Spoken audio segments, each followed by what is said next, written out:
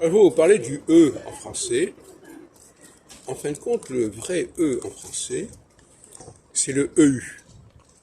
Il est jeune, par exemple, ça c'est un EU, qui correspond d'ailleurs à l'allemand O umlaut.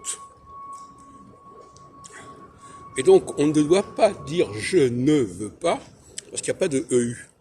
On va dire je ne veux pas, je ne veux pas. Ce E écrit comme ça, sans U, c'est une sorte de E muet, en fait. Et le vrai E, c'est un EU. Et donc les chansons qu'on entend où la personne prononce le je ne veux pas. Alors dans je ne veux pas, il y a le EU de veut, qui est tout à fait correct, mais le E de je et ne n'est pas correct. Il ne faut pas le prononcer de cette façon. Sinon, il n'y a pas de cohérence. Il n'y a pas de raison d'écrire EU tantôt et E tantôt si ça veut dire la même chose. Dans une langue, rien n'est gratuit. Et quand les choses ont perdu leur signification et leur différence, il y a quelque chose qui a un dysfonctionnement.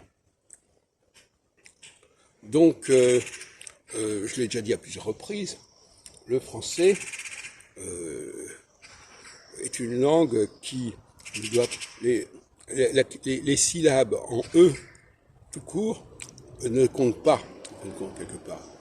Il faut elles connectent en fin de compte deux consonnes. Le je ne veux pas, c'est je ne veux pas, je ne veux pas. Et effectivement, il faut savoir le prononcer. En français, il faut savoir prononcer des sons qui sont pas très clairs. Par exemple, E, EU en France. En espagnol, ça n'existe pas. En espagnol et en italien non plus.